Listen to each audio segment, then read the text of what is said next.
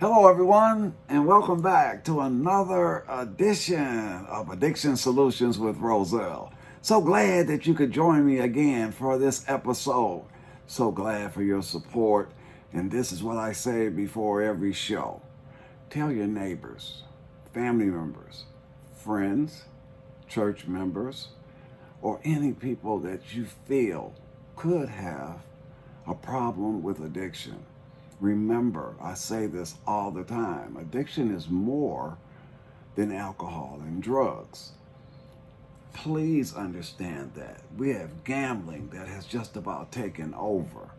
There's casinos in just about every state. We've got scratch-offs, Powerball, Mega, anything that people are just gambling. And so you can't point fingers at the person that has a drinking problem or possibly a drug problem if you have a gambling problem. We have overeating, we have sex, we have a variety of addictions that a lot of people, they just ignore. There's shopping, there's credit cards, there's spending. And the overeating is not so much a weight. People talk, oh, you're talking about my weight. And it's not about that. It's a health issue. So we're going to get into the show. Remember, I'm doing my 21-point manual. Now, when I started this, I was just going over the chapters, and I really didn't get deep into the chapter. So now what I'm doing is I'm getting deeper into the chapters. So we left off last week. And so what this deals with mostly is, going to your meetings and continuing to do things that, might seem repetitious, but it's necessary. So where I left off is, first off, we do not judge, or I will say, I do not judge. Recovery has opened up some windows in my mind that had been closed shut for years.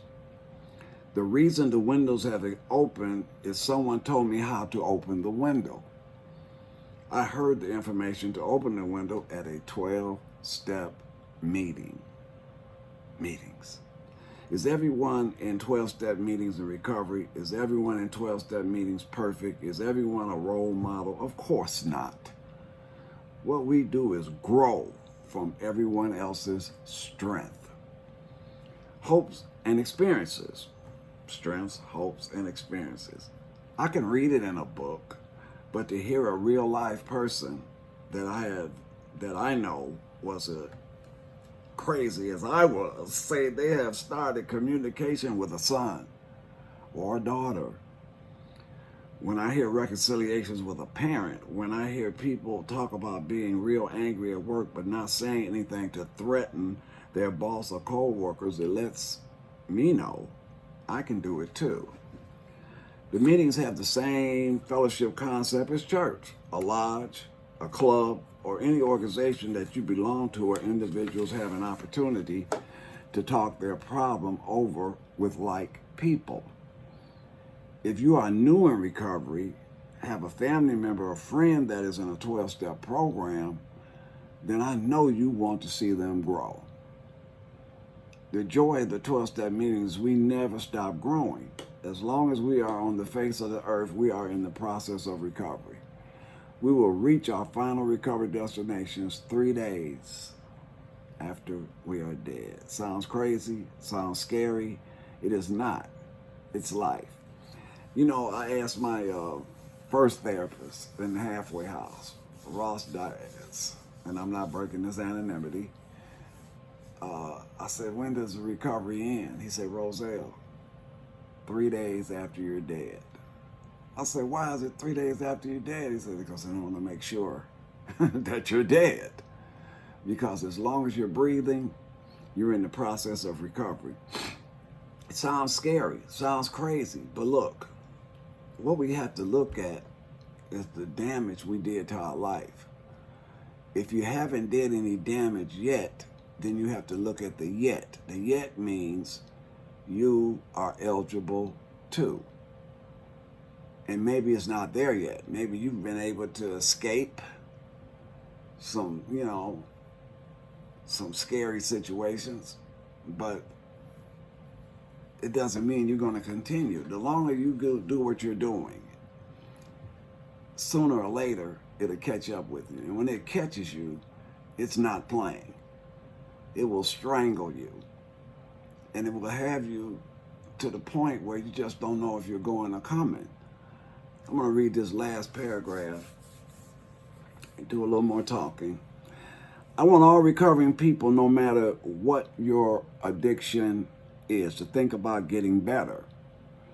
I want you to say to yourself or someone else, I have the ability to get better. Do not settle for half of the prize. Go for the total prize. Make each day that you are in recovery an opportunity to do better and get better. 12-step meetings will not solve the world problems, but for recovering people, it puts our problems in one nice, neat little bundle. If I make a meeting, I have a chance to hear something that could save my life. Yeah. I have a chance to hear something that can make me a better person. And if I make a 12-step meeting, I have a golden opportunity to make a new friend. So at the end of each chapter, I had a little quote. And the quote for this chapter is, if I continue to learn, I stretch myself so that others may have a chance to learn from me. If that continues, we will all be knowledgeable. Roselle White. Now, next week, I'm going to go into chapter 4. And the title of chapter 4 is Get 12-Step Literature and Read It. This is so important because it doesn't make sense to have your book and all your literature as table, mounting up tables or doors or anything. You got to read it. You got to get your highlighter. And we're going to go over all this next week.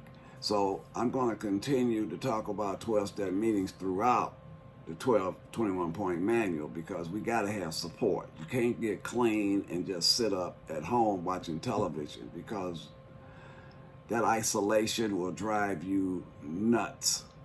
And you don't want to get clean and see your life getting better, and all of a sudden you're in a quagmire because you just don't know what to do. Meetings will help you. You'll meet people that feel the same way you do about certain things, not everything. We don't all agree on everything. We know that. So until next week, this is Roselle White asking you to go to YouTube, go to the search engine, type in Addiction Solutions with Roselle, and subscribe and hit like. I love you and look forward to seeing you next week. Have a great day.